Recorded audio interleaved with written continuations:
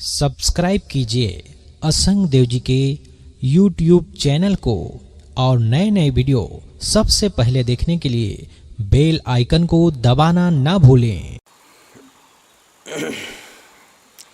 जिस समय रावण मामा मारीच के पास में जाता है और कहता है कि तुम माया मृग बन करके, सोने के मृग बन करके पंचवटी के पड़ोस में जाकर के घूमो, भगवान श्री राम तुमको मारने के लिए आएंगे, तब हम सीता का हरण कर लेंगे और हा लक्ष्मण की आवाज करना। तो पहले तो मना कर दिया मारीच ने कि मैं नहीं बनूंगा, मैं भगवान के साथ में छल कपट नहीं करूंगा, ऐसा काम मुझे पसंद नहीं है। तो रावण ने कहा तो तेरे को मैं मार डालूंगा। तो मारीच ने सोचा कि इस दुष्ट के हाथ से मरने से अच्छा है भगवान के हाथ से मरूं, तो उसने विरोध नहीं किया। तब उसने कहा है, तब मारीच हृदय अनुमाना, न वही विरोधे नहीं कल्याणा, शस्त्री मरमी प्रभु सठ धनी, वैद्य बंदी कवि भानस गुनी। मारीच अपने मन के अंदर विचार करता है कि 9 लोगों से विरोध करने से बहुत बड़ा नुकसान होता है। सफलता तो सफलता, शरीर भी नहीं रह जाता है, जिंदगी भी समाप्त हो जाती है। 9 कौन लोग? शस्त्री, जिसके हाथ में शस्त्र हो, अस्त्र हो, उससे विरोध नहीं करना चाहिए। हाथ में तलवार लिए, बंदूक लिए, रिवॉल्वर लिए झगड़ा करोगे, गोली मार देगा, तलवार खींच देगा, गर्दन कट जाएगी। इसलिए वहां समता ले लीजिए। मर्मी, जो तुम्हारे मर्म को जानता, भेद को जानता है, तुम्हारी कुछ गुप्त बातों को जानता है, जिन बातों के खुलने से तुम फंस जाओगे चक्कर में, उससे विरोध मत कीजिए, लड़ाई मत बढ़ाइए, ताकि तुमको वो धराशायी न कर सके। जैसे मर्म को जानने वाला लंका घर का भेदी लंका ढावे, विभीषण लंका का सब मर्म जानता था, रावण ने उसको दूर कर दिया, लात मार दिया, अपमान किया। ऐसे निकाल देता ठीक था, लात ना मारता, लेकिन लात मारा तो उसे बहुत दुख लगा। तो फिर वो मर्म जानने वाला राम से मिल गया जाकर और बताया कि नाभि में अमृत है, इसके नाभि में बाण मारो। नाभि में बाण मारा, जिस बाण से रावण की मृत्यु हुई थी। इसलिए मर्म जानने वाले व्यक्ति से विरोध नहीं करना चाहिए, समता से रहना चाहिए। शस्त्री मर्मी प्रभु सठ धनी, और प्रभु यानी स्वामी, जो तुम्हारे इष्ट देव हैं, जो तुम्हारे गुरुदेव हैं, जो तुमको जीवन का ज्ञान सिखाने वाले हैं, उनसे विरोध नहीं करना चाहिए। उनसे विरोध करने से उनका आशीर्वाद नहीं मिलता है और वे दुआ नहीं देते हैं, तुमको ज्ञान भी नहीं देंगे, तुम भटक जाओगे, तुम्हारा पतन हो जाएगा। इसलिए उनसे भी विरोध मत कीजिए, उनसे प्रेम रखिए। सठ माने दुष्ट, दुष्ट से भी विरोध मत कीजिए। दुष्ट का क्या भरोसा, क्या ना गलत कदम उठा दे, तुमको बर्बाद कर देगा, उससे भी विरोध मत कीजिए। प्रभु सठ धनी, धनवान से विरोध मत कीजिए। पैसा वाला, पैसे में बहुत ताकत होती है, किसी को 10 लाख दे देगा तुम्हारा मर्डर हो जाएगा, किसी को 50 लाख दे देगा तुम्हारा कुछ भी गड़बड़ हो जाएगा।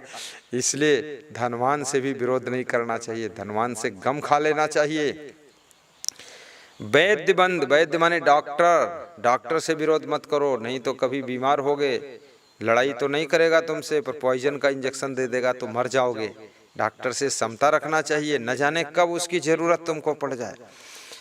बंद, कवि भानस गुनी, और जो बंदी कवि हैं, बंदी जन कवि, जो लोग बंदी जन होते थे प्राचीन समय में, उनको बंदी जन कहते थे। वो कविता बनाते थे, जिनको शायद भाण कहा जाता था या कुछ और कहा जाता था, तो कविता बना करके गाते थे।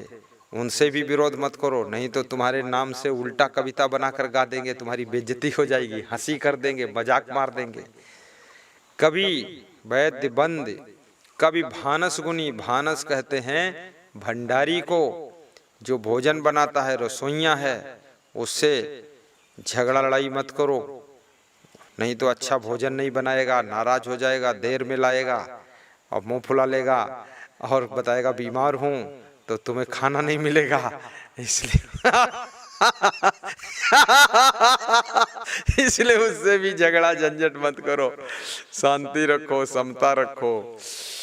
और भानस गुणी, गुणवान, गुणवान आदमी से विरोध मत करो। अगर गुणवान से विरोध करोगे तो तुम्हारा सब काम बिगड़ जाएगा, तुम्हारे पास में अवगुणी लोग ही रह जाएंगे, गुणवान सब इधर उधर हो जाएंगे। और बिना गुणवान के काम नहीं होता है। जैसे हनुमान जी बहुत गुणवान थे, जय हनुमान ज्ञान गुण सागर, गुणों के सागर थे, इसलिए राम ने उनको बहुत निभाया, बंदर को भी गले लगाया और कहा कि तुम मेरे भरत भाई के समान हो। क्योंकि गुणवान के बिना सफलता नहीं मिलती है, केवल आपके अकेले गुणवान होने से काम नहीं चलेगा। आपका बेटा, आपकी बहन, आपके भाई, आपके घर की स्त्रियां सभी यदि गुणवान हैं, बहुत विकास होगा। आपके गुरुजी, आपके चेला, आपके गुरु भाई, आपके भक्तगण, ये सब अगर गुणवान हैं तो विकास बहुत होगा। इसलिए गुणवान को संभाल कर रखना चाहिए, गुणवान से विरोध नहीं करना चाहिए और गम खाना चाहिए। गुणवान को भी गम खाना चाहिए, क्योंकि तुम्हारे गुणों का प्रयोग भी अकेले नहीं होगा, तुम्हारा गुण भी धरा रह जाएगा, तुम भी भटकते रहोगे इधर उधर। गुणवान को भी अहंकार नहीं करना चाहिए कि हम गुणवान हैं तो हम बहुत खिलाड़ी हैं इसलिए सबको चटनी बना देंगे, ऐसा नहीं है। एक आदमी का गुण दूसरे आदमी के गुण के साथ में ही प्रयोग होता है। जैसे मान लिया आप में गुण है माइक चलाने का, लेकिन माइक में बोलने वाला कोई होगा तभी तो माइक चलाओगे। बोलने का गुण वाला, जिसमें बोलने का गुण है, वो व्यक्ति नहीं मिलेगा तो माइक चलाने की जरूरत ही नहीं पड़ेगी। तो बोलने वाला है, बोलने का गुण आप में है मान लिया, लेकिन कोई माइक चलाने वाला नहीं है, माइक चलाने के गुण वाला कोई व्यक्ति नहीं है, तो माइक नहीं चलेगा। तो बोलोगे कैसे? बोलोगे दूर तक आवाज नहीं जाएगी। इसलिए दोनों के गुणों का प्रयोग साथ में जुड़ने से होता है। इसी तरह से गाड़ी तुम चला लेते हो, लेकिन उसमें गाड़ी में बैठने वाले पैसेंजर नहीं हैं, तो गाड़ी किस लिए ले जाओगे? खाली थोड़े ले जाओगे, तो पैसेंजर भी चाहिए। आपके गुणों का प्रयोग कई लोगों के साथ में ही होता है, इसलिए गुणवान व्यक्ति को भी सबको जोड़कर रखना चाहिए, सबसे जुड़कर रहना चाहिए, गलत आदमी से दूर होना चाहिए। बाकी सबके साथ में हिल मिल कर रहो, जुड़कर रहो, सबको संभालो, खुद भी संभलो।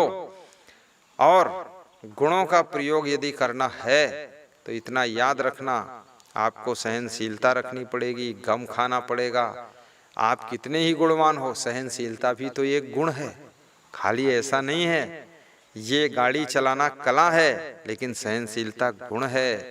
प्रेम करना गुण है, प्रेम से रहना गुण है, लेकिन रोटी बनाना एक कला है, लेकिन प्रेम से बनाना ये गुण है। गुण और कला जब दोनों आप में होती हैं तब सफलता का द्वार खुलता है, ऐसे सफलता का द्वार नहीं खुलता है।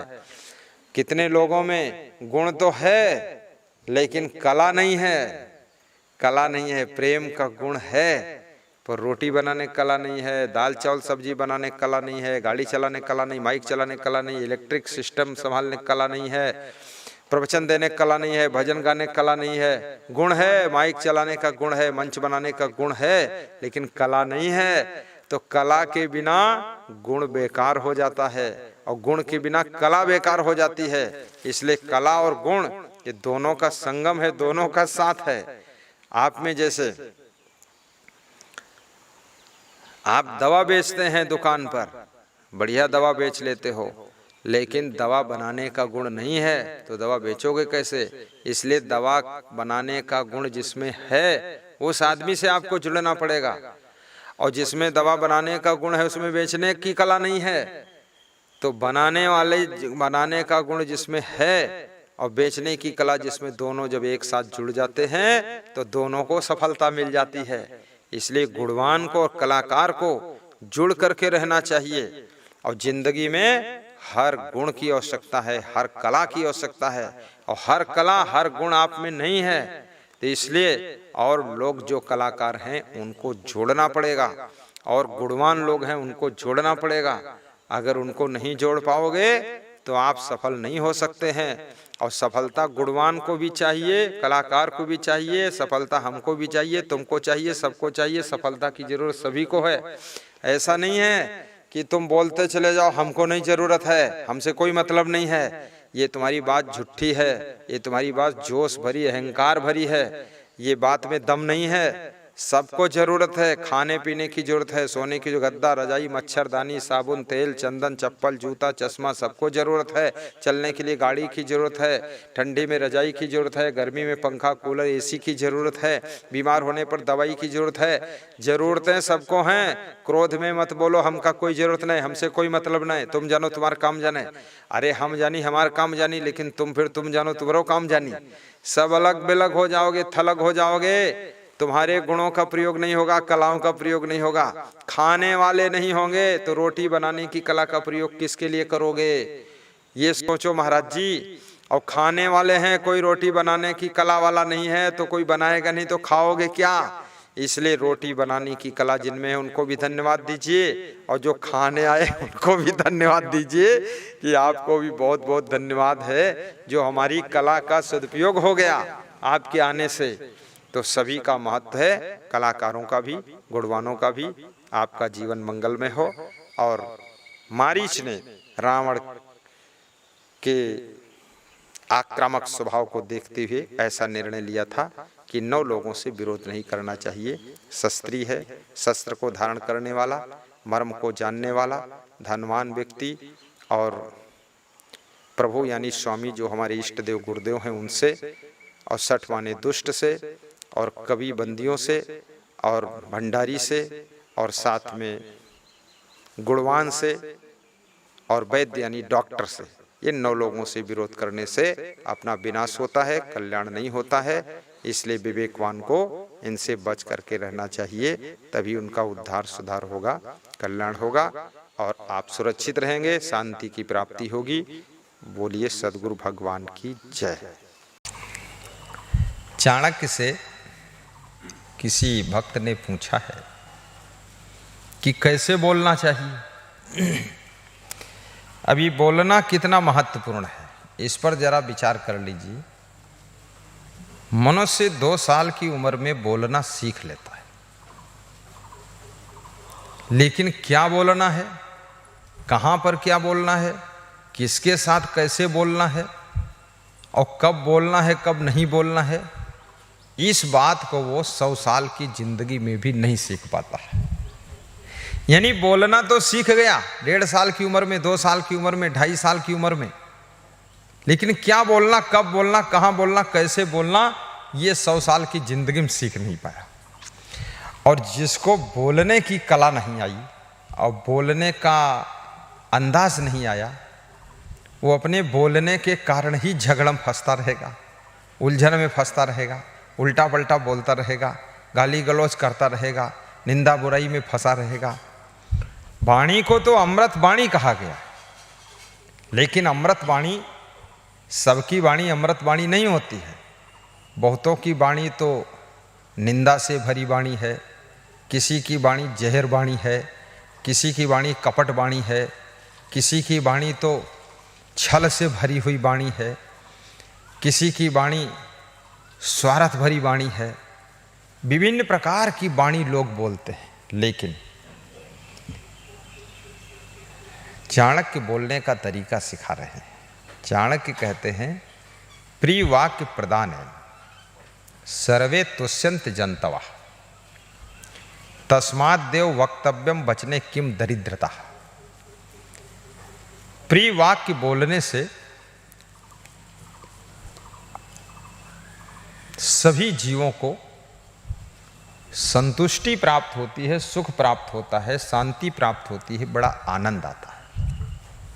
प्रिय वाक्य, अब ये प्रिय वाक्य बोलना कोई आसान नहीं है, लेकिन श्री कृष्ण कहते हैं वाणी प्रिय भी हो परंतु हितैषी भी हो। ऐसी वाणी हो जिसमें कल्याण हो। खाली लल्लो चप्पो की वाणी बोले और उसमें आदमी का नुकसान हो जाए तो वो वाणी भी बेकार है। तीसरी बात श्री कृष्ण कहते हैं प्रिय भी हो, हितैषी भी हो, और वाणी मित भी हो। मित माने कम शब्दों में हो, बहुत लंबा चौड़ा संभाषण ना हो, लोग ऊब जाए सुनते सुनते।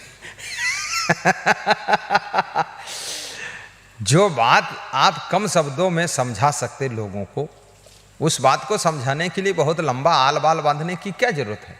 अपना टाइम तो बर्बाद हो ही रहा है। अब सुनने वालों का टाइम बर्बाद हो रहा है। तो कई बार सुनने वाले तो ऊब जाते हैं। अब एक महात्मा किसी कुएं के पास में बैठा हुआ गांव वालों को समझा रहा था कि आत्मा अजर है, अमर है, अखंड है, निर्विकार है, अविनाशी है, कभी मरता नहीं है, मर सकता नहीं है, मरेगा नहीं। ऐसे बहुत बार बोला और फिर इस बात को उसने अपने प्रवचन में 10 बार रिपीट किया, आत्मा अजर अमर अविनाशी। तो एक भक्त उठकर खड़ा हुआ और उस साधु के पास गया और बोला, समझ गए समझ गए समझ गए समझ गए, अब बोले ना तुम कि आत्मा अजर अमर अविनाशी है, कितनी बार कहोगे? टाइम बर्बाद कर दोगे मेरा। बार बार वही बात रिपीट करते हो, तुम्हारे पास इतनी भी अकल नहीं। तो उस भगत ने महात्मा को डांटा। और एक महात्मा कुछ प्रवचन सुना रहा था, तो मेरे पास एक भगत आया, बोला वो दाढ़ी वाला जो सुना रहा है इसको मना कर दो, नहीं इसको मैं मार बैठूंगा। तो हमने कहा क्या हुआ? अरे बोले इसका मुंह नहीं देखना चाहता हूं, इसकी वाणी से टाइम बर्बाद हो रहा, टाइम पास हो रहा, आप चल करके सुनाओ, इसका मैं नहीं सुनना चाहता हूं, क्योंकि इसके कोई शब्द में कोई वजन नहीं है और न इसकी वाणी में कोई कल्याण होने वाला है। और खाम खा आल बाल बांध रहा फालतू, इधर उधर की बातें। मैं वहां गई थी, मैं वहां चढ़ी थी, आई थी, फालतू। तो वाणी जो है मित होनी चाहिए। मित मतलब कम शब्दों में वाणी बोलिए। ज्यादा लंबा आप बोलोगे तो लोग ऊब जाएंगे। क्यों ऊब जाएंगे? क्योंकि लोग कुछ समझते भी हैं, ऐसा नहीं सब मूर्ख ही बैठे। अब ऐसे कितने लोग मंच संचालन करते हैं, तो आधा समय तो वही खा जाते हैं। तो मेरे साथ का ही दूसरा संत बोलता है, आप गुरुदेव सुना दिया जाए प्रवचन, मन संचालन राय दिया जाए, सब टाइम बर्बाद हो गया।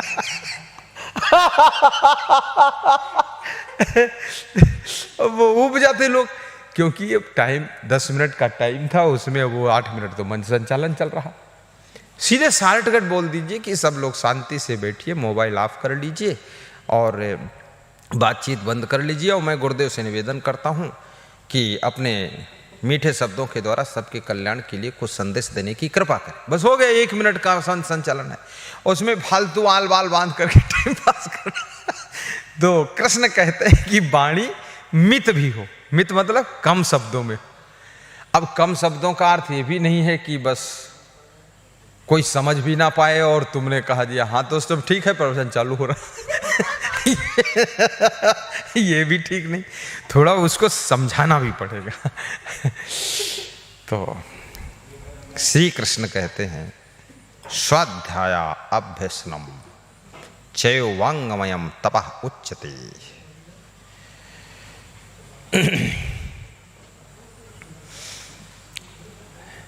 फिर वाणी सत्य भी हो। अब ये बहुत वाणी का तप है, ये इसको तपस्या कहा गया है। श्री कृष्ण कहते हैं ये तप है वाणी का, क्योंकि सत्य बोलना और प्रिय बोलना और कम बोलना और कल्याणकारी बोलना, ये सब विरोधाभास है, कंट्रोवर्सी है इसमें। क्योंकि सत्य होगा तो उसको प्रिय बनाना बहुत कठिन है, और प्रिय होगा तो उसे हितैषी कल्याणकारी बनाना कठिन है। और सत्य भी हो, प्रिय भी हो, हितैषी भी हो, तो उसे कम शब्दों में कहना कठिन है। इसलिए ऐसी वाणी को तप कहा गया, तपस्या कहा गया। और ये तपस्या जिसको आ गई उसकी सारी समस्या खत्म हो गई, सब दुख खत्म हो गया। तो चाणक्य कहते हैं कि प्रिय वाक्य प्रदानेन सर्वे तुष्यंत जंतवः तस्मात् देव वक्तव्यम वचने किम दरिद्रता। हे देव, प्रिय वाणी बोलने में क्या दरिद्रता है, क्योंकि शब्द और वाणी ये सब आपके अंदर फ्री में है, निःशुल्क है। आप कितना प्रेम से बोलो उसमें कुछ कमी लगने वाली नहीं है, इसलिए प्रेम से बोलना चाहिए। और सत्य अगर है तो कम शब्दों में ही होगा, क्योंकि सत्य बहुत लंबे चौड़े ज़्यादा शब्दों में नहीं रहता है, सत्य थोड़ा होता है। झूठ बहुत लंबा चौड़ा बड़ा होता है। और कल्याण की बात है, कल्याण की बात थोड़े में ही बताई जा सकती है, वो बहुत लंबा उसका नहीं। तो प्रियवाक्य प्रदानेन सर्वे तुष्यन्ति जन्तवा तस्माद्देव वक्तव्यम वचने किं दरिद्रतः, वचने किं दरिद्रतः। कबीर साहब भी समझाते हैं, ऐसी वाणी बोलिए मन का आपा खोए, औरन को शीतल करे आपो शीतल होए। मधुर वचन है औषधि, कटुक वचन है तीर, श्रवण द्वार होए संचरे सालय सकल शरीर। तो वाणी एक तपस्या है, और जिनमें बोलने की कला आ जाती है, बोलने का ढंग आ जाता है, वो वाणी के द्वारा बहुत बड़ी सफलता प्राप्त करते हैं। एक नेता भाषण करता है, वाणी ही तो बोलता है, और बोलने का अंदाज उसका सही है तो अपने भाषण के बलबूते सब वोटों को प्राप्त करके विधायक, सांसद, मिनिस्टर, प्रधानमंत्री तक बन जाता है। इसलिए बोलना सबको सावधानी से चाहिए, और कभी कभी चुप भी रहना चाहिए, लेकिन ज़्यादातर प्रेम से ही बोलना चाहिए और आपस में प्रेम से रहना चाहिए। इससे सुख शांति मिलती है और अपना कल्याण भी होता है। बहुत बहुत धन्यवाद, शुभकामनाएं।